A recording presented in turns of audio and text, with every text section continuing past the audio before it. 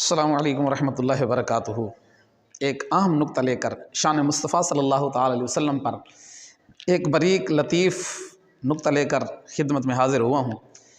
قرآن مجید فرقان حمید خلاق لم یزل نے ارشاد فرمایا، سورۃ الاحزاب 22واں پارہ اور آیت نمبر 45-46، اللہ پاک نے ارشاد فرمایا کہ یا ایھا النبی انا ارسلناک شاہدا ومبشرا ونذیرا وداعیا الی اللہ باذنہ وسراجا منیرا۔ فرمایا اے محبوب، ہم نے آپ کو کیا بنا کر بھیجا ہے؟ انا ارسلناک شاہدا، ہم نے آپ کو شاہد گواہ بنا کر بھیجا ہے، ومبشرا اور خوشخبری سنانے والا بنا کر بھیجا ہے، ونذیرا اور اپنے عذاب سے ڈرانے والا بنا کر بھیجا ہے، وداعیا الی اللہ باذنہ اور اپنے اذن سے اپنی راہ کی طرف بلانے والا بنا کر بھیجا ہے۔ اگلی بات جو میں آپ کو بتانے والا ہوں وہ اگلا لفظ ہے آیت مبارکہ کا، وَسِرَاجًا مُنِیرًا۔ رب نے فرمایا ہم نے آپ کو سراج منیر بنا کر بھیجا ہے۔ اب سراج کے عربی میں دو معنی، ایک معنی یہ ہے کہ سراج کا معنی چراغ ہے، دوسرا سراج کا معنی سورج ہے، سورج۔ تو چاہے سراج کا معنی چراغ ہو یا سراج کا معنی سورج ہو، دونوں صورت میں چراغ بھی روشن ہوتا ہے اور سورج بھی روشن ہوتا ہے۔ اس کے بعد رب نے فرمایا منیرا، چمکنے والا۔ جب چاند سورج کہہ دیا تو پھر چمکنا خود ہو گیا، ثابت ہو گیا، کیونکہ ایک صفت جس کے لیے لازم ہو وہ صفت کا ذکر کرنے کی ضرورت ہی نہیں ہے۔ اب سورج کے لیے چمکنا لازم ہے، جب تک ذات سورج موجود ہے اس کے لیے چمکنا لازم ہے، یہ ایک منطقی نقطہ ہے۔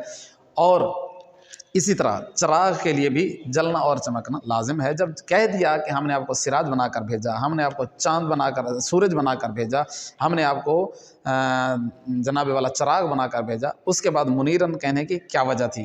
آئیے جانتے ہیں منیرن کہنے کی وجہ کیا ہے۔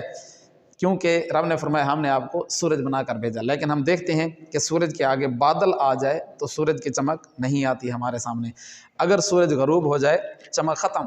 لیکن رب نے فرمایا منیرا، فرمایا وہ سورج اور ہے جس کے آگے بادل آ جائیں تو اس کی چمک ختم ہو جاتی ہے، جو غروب ہو جائے چمک ختم ہو جاتی ہے۔ اے محبوب، آپ کو ایسا ہم نے سورج بنا کر بھیجا ہے جس کی چمک ختم ہو ہی نہیں سکتی۔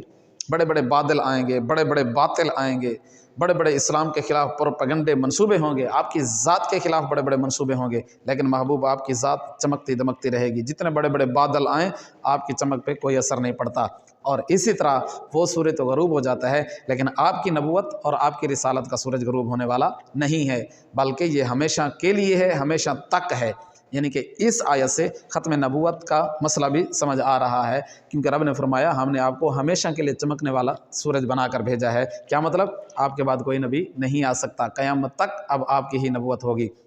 یہ اس صورت میں ہے کہ اگر چراغ اس کا معنی سورج کیا جائے، اگر اس کا معنی چراغ کیا جائے تو اس کا مطلب یہ ہوگا کہ چراغ جلتا تو ہے، روشنی تو ہوتی ہے، لیکن جس جگہ چراغ جلتا ہے اس کے قریب قریب جو ہے نا، وہ اس طرح سمجھ لیں کہ وہ دیوار کے ساتھ جل رہا ہو، کسی جگہ پہ جل رہا ہو۔ چراغ تو جلتا ہے لیکن جس جگہ پہ جل رہا ہو وہاں پر کیا ہو جاتا ہے، اس چراغ کا اثر یہ پڑتا ہے کہ جگہ کالی ہو جاتی ہے۔ یعنی کہ چراغ جو ہوتا ہے روشنی کے ساتھ ساتھ اندھیرا اور کالے پان کا تصور موجود ہے، لیکن فرمایا محبوب سراجا منیرا، ہم نے آپ کو صرف چراغ بنا کر بھیجا نہیں بلکہ چمکتا ہوا چراغ بنا کر بھیجا۔ مطلب یہ کہ آپ کی روشنی تو ہوگی لیکن آپ کی روشنی کے ساتھ ظلمات کا، اندھیرے کا، کالے رنگ کا کوئی تصور نہیں ہے۔ آپ کی ذات ہمیشہ کے لیے چمک رہی ہے، ہمیشہ سے چمک رہی ہے، ہمیشہ تک چمکتی رہے گی۔ اے محبوب، آپ کی نبوت اور آپ کی رسالت کا چراغ جس جگہ پر بھی چمکے گا وہاں پر اندھیرے کا تصور نہیں ہے، وہاں پر ظلمات کا تصور نہیں ہے، روشنی ہی روشنی ہوگی، نور ہی نور ہوگا۔ الصلاۃ والسلام علیک یا رسول اللہ